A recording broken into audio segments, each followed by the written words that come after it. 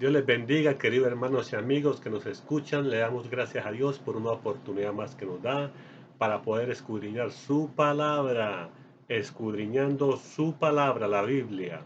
Hoy en día vamos a hablar del tema la ansiedad. Y primeramente vamos a leer lo que dice la palabra de Dios en Mateo capítulo 6, versículo del 25 al 26. Y leemos en el nombre del Padre, del Hijo y del Espíritu Santo. Por tanto os digo, no os afanéis por vuestra vida qué habéis de comer o qué habéis de beber, ni por vuestro cuerpo qué habéis de vestir. ¿No es la vida más que el alimento y el cuerpo más que el vestido? Mirad las aves del cielo, que ni siembran ni ciegan, ni recogen graneros, y vuestro Padre celestial las alimenta. ¿No valéis vosotros mucho más que ellas? Entonces, el tema de hoy va muy especialmente para aquellas personas que tienen ataques de ansiedad. ¿Qué es ansiedad? Es algo que roba la paz, que quita la paz, que va incluido lo que es el temor, la angustia, el nerviosismo, las preocupaciones en extremo, aunque sí por nosotros por naturaleza, sea que le sirvamos a Dios o no le sirvamos, le hayamos conocido o no le hayan conocido, todos tenemos eso en nuestros miembros, en nuestro cuerpo, el temor. Siempre tenemos temor a algo o a alguien. Pero sin embargo, a los que le servimos a Dios tenemos a quién acudir cuando nos puede llegar a pasar una de esas cosas. Sin embargo, aquellas personas que no conocen de Dios no saben qué hacer, se desesperan. Pero esta es una buena oportunidad que Dios ha dado por medio de la tecnología para poder llegar ahí donde usted se encuentra, porque el Señor le va a hablar conforme a su palabra. Primeramente, nosotros sabemos que el de que Adán y Eva pecaron, pues para los que sabemos, empezaron a tener temor. Y lo podemos ver en Génesis capítulo 3, versículo 9 al 10. Dice que Dios llamó a Adán y le dijo, Adán, ¿dónde estás tú? Porque Adán se había escondido cuando escuchó la voz de Dios. Entonces Adán salió y dijo, me escondí porque tuve miedo, porque oí tu voz. Tuvo temor cuando pecó, porque sabía que Dios le había mandado que no comiera del árbol de la ciencia del bien y del mal. Desde ahí todo ser humano siempre tenemos temor a algo o a alguien, aun aunque lleguemos a conocer de Dios. Podemos ver que hay dos clases de temores, uno bueno y uno malo. El malo es aquel que te trae angustia, que te trae miedo, que te preocupa. Ese es el miedo malo. Sin embargo, el temor bueno es aquel, como dice en Proverbios capítulo 1, versículo 7, que el principio de la sabiduría es el temor a Jehová. El temor no es un temor de miedo, que le tengo miedo a Dios o que... No, no, no. No es esa clase de temor. Como un padre que nos ama, que ha dado a su Hijo unigénito a morir en la cruz por nosotros, y nosotros le amamos a Él porque Él nos amó primero. ¿Cómo le vamos a tener temor? Porque es un temor santo, es un temor de reverencia. Por eso en Primera de Juan capítulo 4 versículo 18 dice, en el amor no hay temor, sino que el perfecto amor echa fuera el temor. Entonces no es un temor de miedo, sino un temor de reverencia. Por eso en Proverbios 8:13 dice, el temor de Dios es aborrecer el mal. Aunque nosotros seamos imperfectos, como dice la palabra en Primera de Juan capítulo 1, versículo 10, que el que dice que no peca es mentiroso. Pero no estamos hablando de un pecado que siempre vamos a pecar y a pecar y a pecar practicando el pecado, sino que siempre hacemos lo mejor para agradar a Dios, para no fallarle. para no fallarle. ¿Por qué? Porque Él es santo, puro y perfecto. Entonces tenemos ese temor de fallarle a Él. Y aunque llega a pasar, la sangre de Jesucristo nos limpia de todo pecado, pero hacemos lo mejor para agradarle a Él. Ese es el temor a Jehová, ese es el temor a Dios. Porque quisiéramos no pecar nunca, porque Él se lo merece santo y puro y perfecto. Pero Él es el único perfecto. No porque seamos imperfectos vamos a estar pecando lo que venga y venga y venga. No, no. Hacemos lo mejor para agradar a Dios. Podemos ver un caso, por ejemplo, en Elías. Elías era un hombre que resucitó muerto, que resucitó un niño cuando el niño murió el hijo de la viuda. En Primera de Reyes capítulo 17 del 21 al 22 vemos que él oró y cayó fuego del cielo. Vemos que él eliminó a los 450 profetas falsos. Vemos cómo Dios lo alimentó de una manera sobrenatural. Sin embargo, cuando vino el momento de la angustia, porque él llegó a pasar un momento de angustia, a pesar de que estaba con Dios, pero él era un ser humano. En Primera de Reyes, capítulo 19, del 1 al 8, dice que Jezabel mandó a matar a Elías y Elías se dio cuenta que lo estaban siguiendo para matarlo. Entonces ahí mismo se manifestó eso que sentía dentro de él como ser humano. Sintió temor. En vez de buscar y pedirle a Dios que lo ayudara y que lo defendiera, se olvidó de eso, sino que de repente pensó que ya se iba a morir. Sin embargo, él prefirió desear morirse, porque él dijo, deseo morirme. Es más, le pidió hasta a Dios que le quite la vida. Prefirió que Dios le quite la vida, pero el temor de él no es que él se fuera a morir. El temor de él es que lo fuera a matar Jezabel. Sin embargo, nosotros podemos ver en Santiago 5:17 que Elías era un hombre semejante a nuestras pasiones. Era un hombre imperfecto. Era un hombre que también tenía deseos, rabia, enojos, también pecaba en el sentido que podía pecar. Además, pecó por no haber acudido a Dios para que lo ayudara, sino que tuvo temor de Jezabel y se fue y se escondió en una cueva. Y Dios lo alimentaba aún así. Por eso la Biblia en el Salmo 34:17 dice, claman los justos y Dios oye y los libra de todas sus angustias. Cercano está Jehová a los quebrantados de corazón.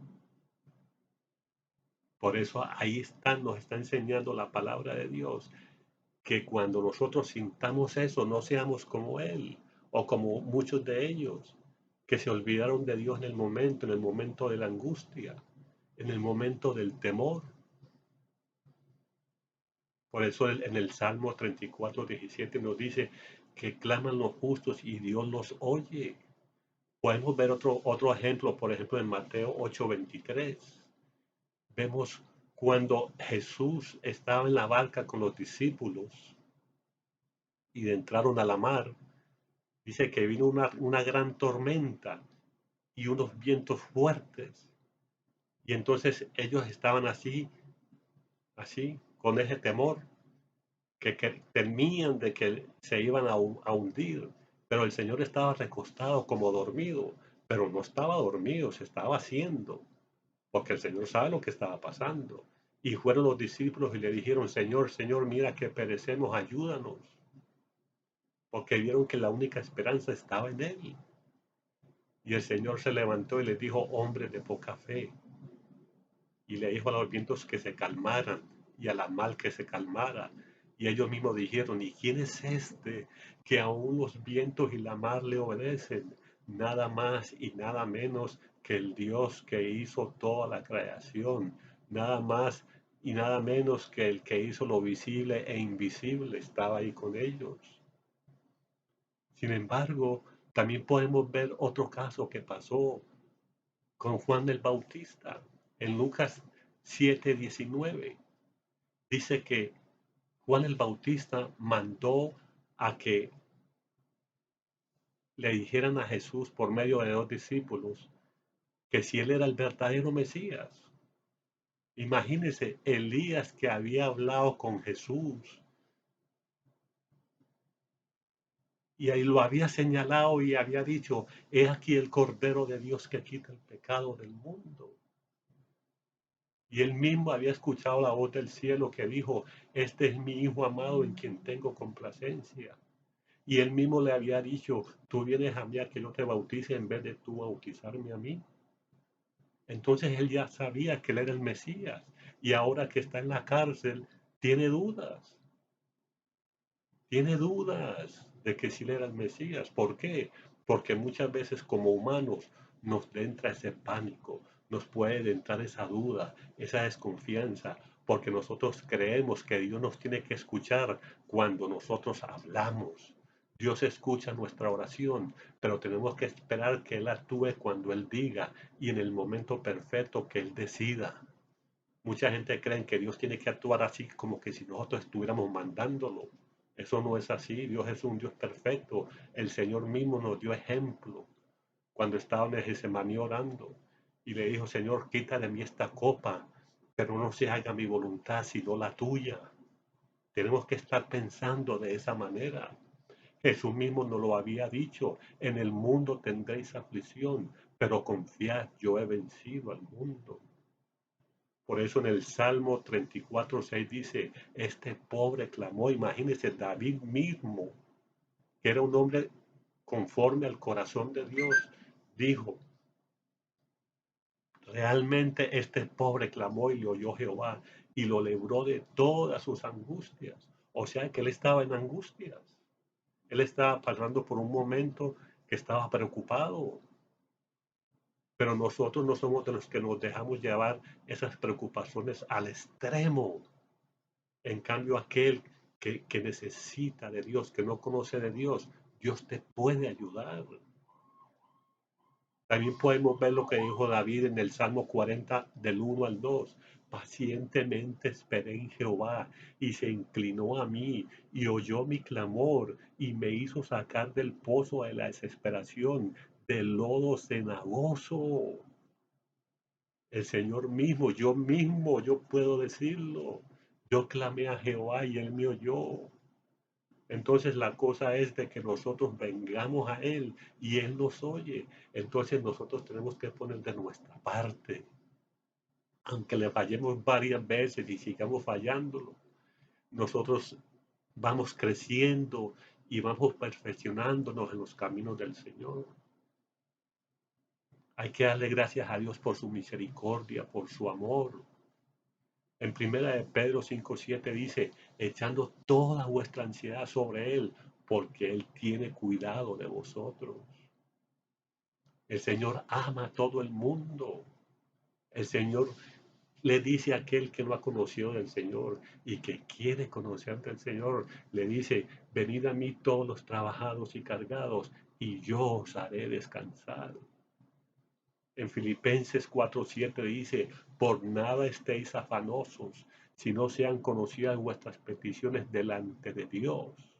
O sea que estamos ahí para estar arrodillándonos y decirle nuestros problemas, no decirle nuestros problemas porque Él ya los conoce, sino háblale como tú quieras, pero dice que sean conocidas nuestras peticiones ante el trono de la gracia.